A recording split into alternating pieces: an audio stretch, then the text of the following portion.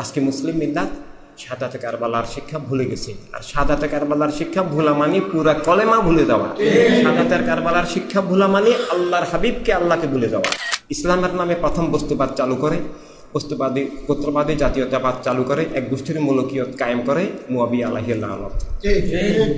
এভাবে পৃথিবীতে তিনটা বাতিল ফেরকা, বস্তুবাদ, দিনে বাতলা, এবং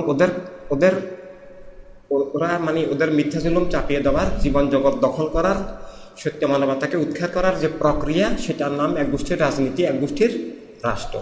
আর এই এক গোষ্ঠীর রাজনীতি, এক গোষ্ঠীর রাষ্ট্র থেকে এই উমাইয়া জাতীয়তাবাদ, উমাইয়া গোত্রবাদ, কলেমার চেতনার বিপরীত এই মতবাদ থেকে, তাদের মুলুকিয়ত থেকে ইসলামকে বাঁচানোর জন্য, সমগ্র মানবমণ্ডলীকে বাঁচানোর জন্য কারবালায় আমাদের ইমাম আকবর আলাইহিস সালাম এবং তার সাথী সহযোগীদের, মুজাহিদদের শাহাদাত।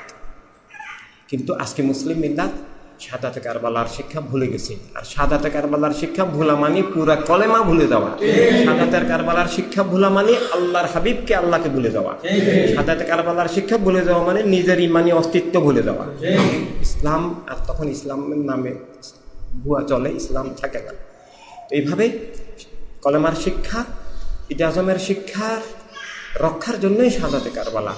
কলেমার শিক্ষা, ঈদে আজমের শিক্ষা, কোরআনুল কারীম, হাদিস শরীফের শিক্ষা নবী দান করেছেন, তাকে সেটি উৎখাত করার জন্যই এক গোষ্ঠীর রাজনীতি, মুলুকিয়ত, এবং সেটা বর্তমানে এখন পর্যন্ত কায়েম আছে।